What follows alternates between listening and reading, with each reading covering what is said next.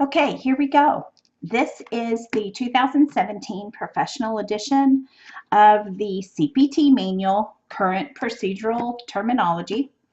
This manual is one of three that we'll be going over. This first one covers only the action part of the medical side of physician practice. It covers any surgeries, minor, major, and covers any professional services that doctors provide, like doctor office visits, doctor case management and nursing homes, emergency rooms, all of that. That's all covered in here. All outpatient, all physician-based. Okay, so here we go.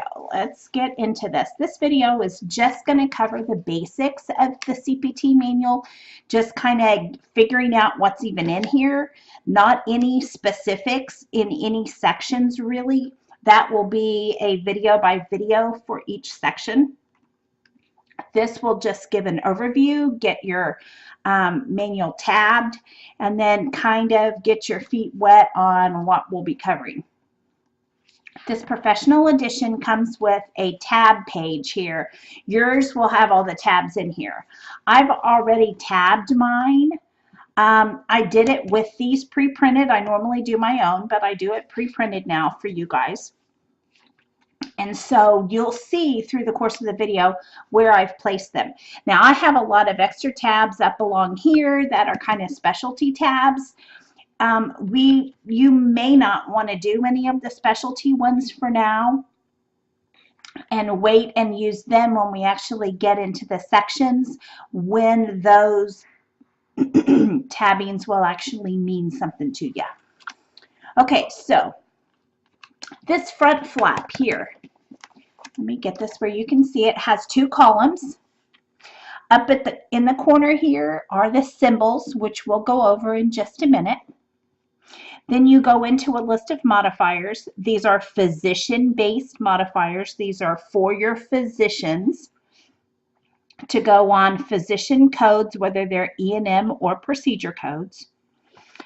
I do want to point out this section over here. Right here, it says modifiers approved for hospital outpatient use.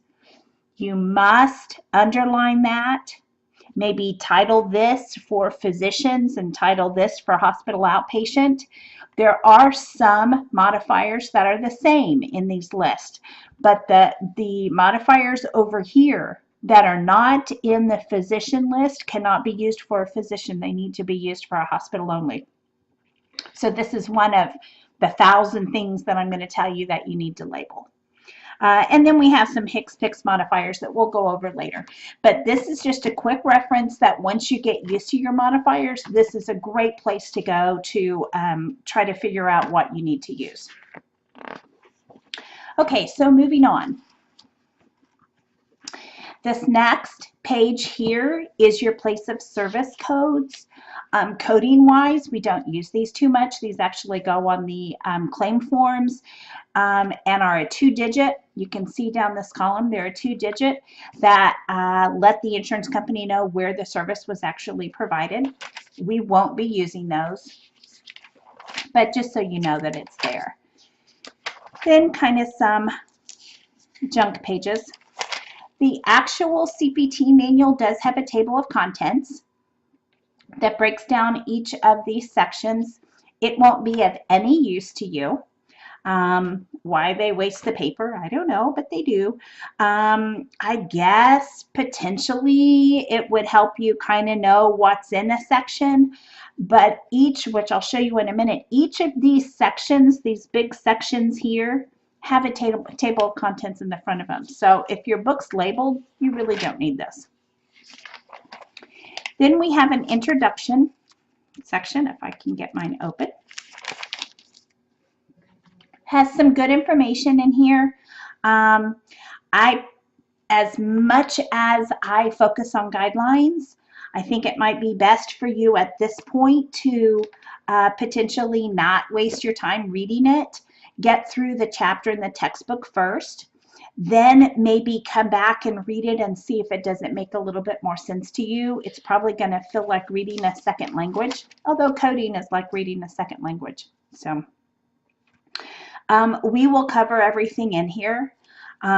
Just remember that you probably will need to or want to come back and read this just to make sure that you know everything. This does kind of have some explanations here regarding the symbols in the CPT manual, but we'll go over those in just a minute. There are a couple of pages here that have either some medical terms or some illustrated pictures. Feel free to make notes. All of these should be somewhat familiar to you since we're just coming out of medical terminology. A few pictures. We'll talk about these pages later. And then we get to our first real section. As you see, it's red all the way up and down. I have my E&M put on there. I try not to get close to the camera because we have huge focusing issues. I think I figured out my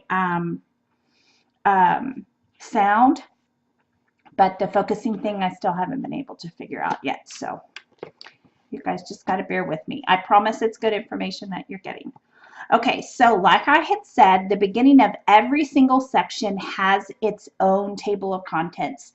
This is the table of contents that might be very, very helpful and useful to you. This is the table of contents that I might get familiar with. Hopefully by the end of the course you will not be dependent on the index when being in the CPT manual. Hopefully. But this could be a very, excuse me, been sick, very useful tool for you, especially here at the beginning navigating these sections. So this is our first tab, E&M section. Now, just turn to a random page. It doesn't matter what your page is. If you look along the bottom, do you see along the bottom here? These are the symbols. On every single page of the CPT manual, you will have these symbols.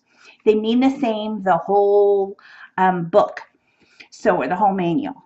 The star over here is telemed. That means whatever services have a star by them are eligible to be telephonic or done not face-to-face and still have the physician or provider receive some reimbursement. The plus sign is an add-on code. We'll talk about that.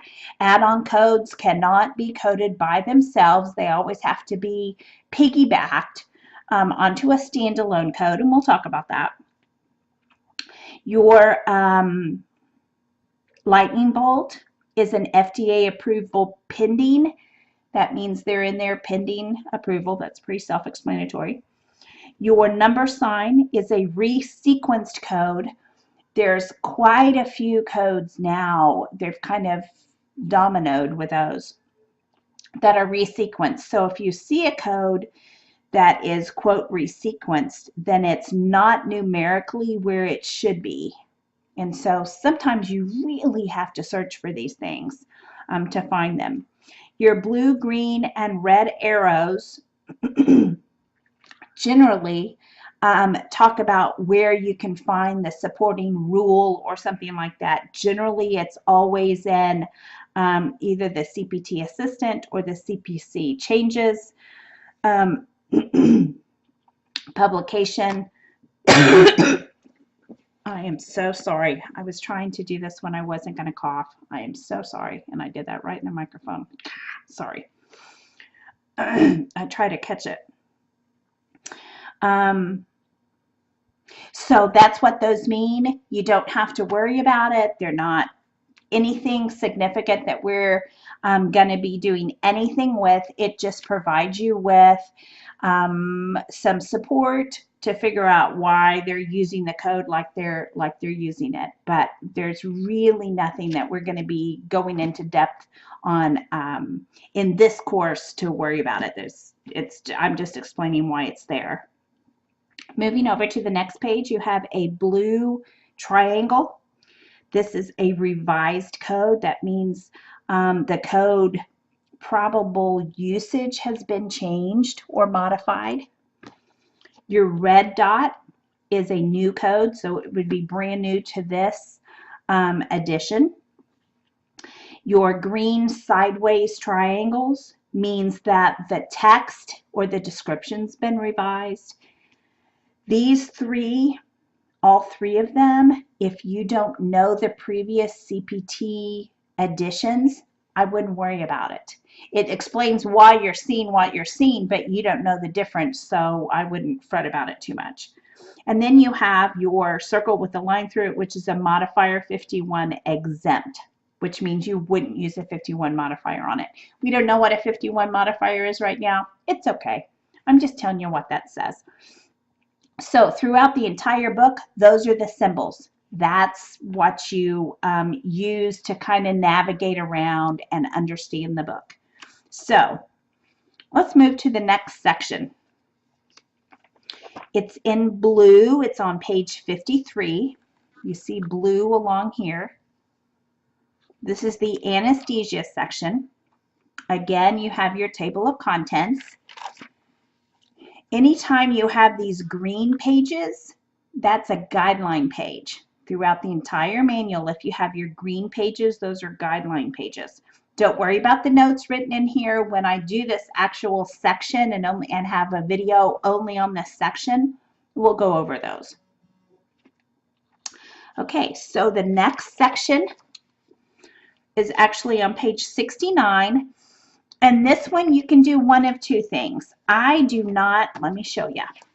I do not put in, do you see this green surgery here? I don't flag this page as surgery because there's only 2 surgery codes right here. Then it goes right into the skin section. I know they're there. I just don't worry about it. For you guys, you may need to flag, excuse me. You may need to flag that this general, there's 2 codes here that are surgery, and then also flag it that it's the integumentary or the skin section. However you want to do it. And again, don't worry about the notes that you're seeing. We'll go over those. Okay, the next section after the skin or the integumentary section starts on page 101, and it's the I lied. Starts on page 99. It's the musculoskeletal system. Again, has your table of contents. Musculoskeletal. Several pages, good pictures of stuff, and we'll talk about those. Next section is your respiratory section. Starts on page 171. Respiratory. Again, with your table of contents.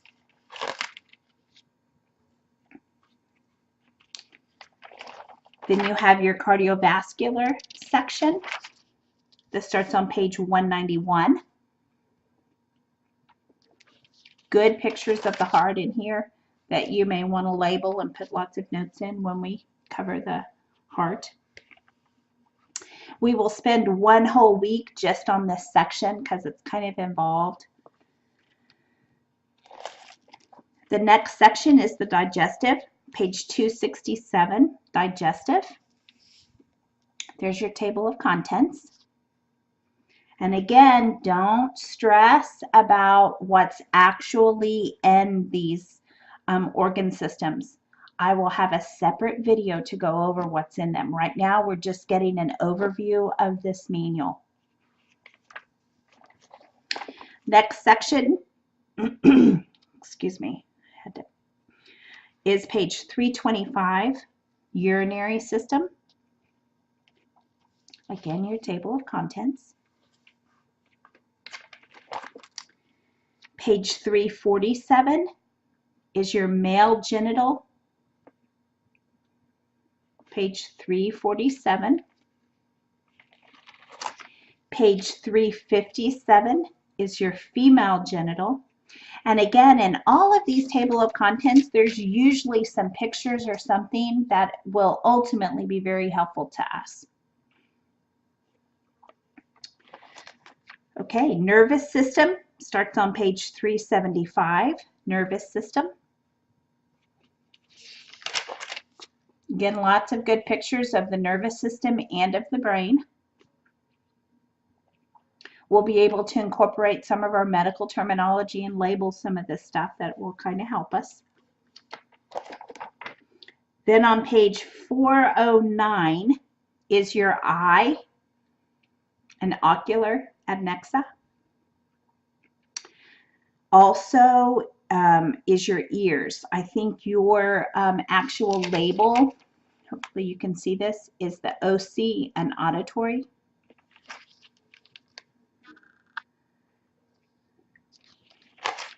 And then within this, I got it. Yep.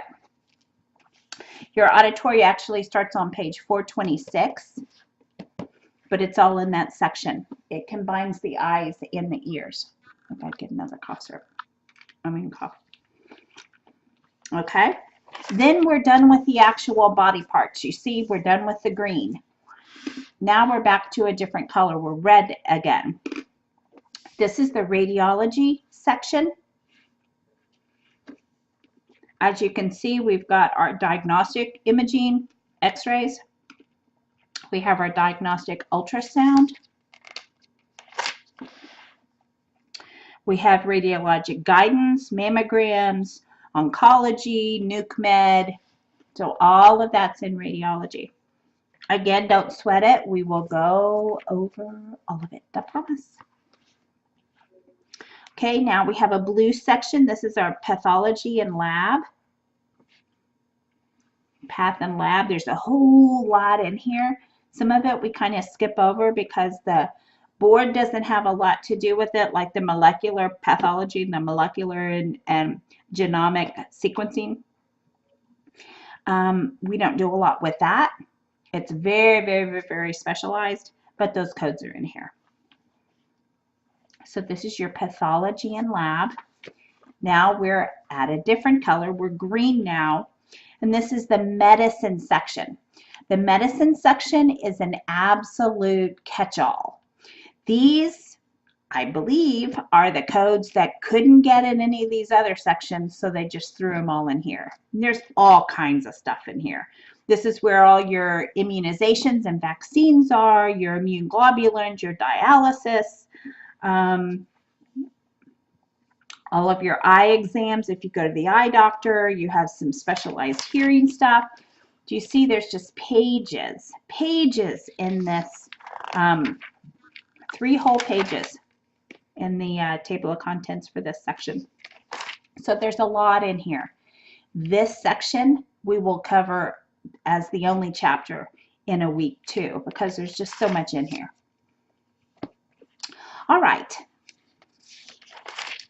So let's get, and that's where I have a lot of my kind of specialty kinds of tabs. If you can see I got all kinds of specialty stuff.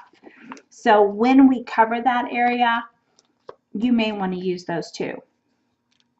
All right, then we have all of those were what's considered category 1, CPT 4, however you want to call it. Now we have our category 2 codes. These codes mainly deal with performance evaluation, quality assurance, performance measures, that kind of stuff for the docs. And if you look at them, all these codes end in F. Not a heck of a lot that we'll do with this. I want you to be aware of it because you'll have at least one question on the board that makes you come here. So just have it labeled. This, I didn't tell you the page number, did I? 681. And then on 701 is your category 3 codes. If you look at these codes, all of them end in T. And how I remember these, T for temporary. So these are all different kinds of procedures or services that haven't quite either gotten popular enough by enough docs, or it's a brand new technique that they're just trying out. They haven't made it to the actual organ systems yet, but they're used enough that we've got to be able to track them. So T for temporary for your category 3 codes. Then you have In the blue section here, you see how it turns blue again? All of this blue section is appendixes or appendices, all of them. Now, there's only one appendix that I actually routinely use, and it's Appendix L. So I just kind of flag my G through J, and it'll be that Appendix L. And when we're in the cardiovascular, we will cover this appendix. Doesn't matter if you label it now or later. It's okay. I'll remind you. Don't worry. But that's all. You can read about the different appendixes, like Appendix A. This one takes all of the modifiers that are way up here on the front cover, or cheat here on the front cover. It actually has all of them back here in explanation, like 22, and then it kind of explains it. 23 explains it, the whole thing. So that may be very helpful to you here at the beginning. Appendix B just tells you it's a summary of additions, deletions, and revisions. Not very helpful. It's good, I guess, if you're needing to find out what's different from the last year, but if you don't know last year's, this one isn't going to matter. So you can kind of go through. I think you have one exercise that kind of goes through these. This Appendix C, some people find it helpful because it gives you some clinical examples of your E&M levels, what you might see. So it might be helpful. And then you're on page 799, your index starts. Gives you some information about code ranges and conventions and all of that.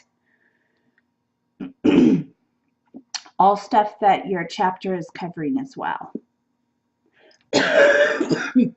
Excuse me, I tried to cover it that time. All right, so now we kind of have an overview of the CPT manual. Let's specifically, let me find an easy code. Let's talk a little bit about the different codes.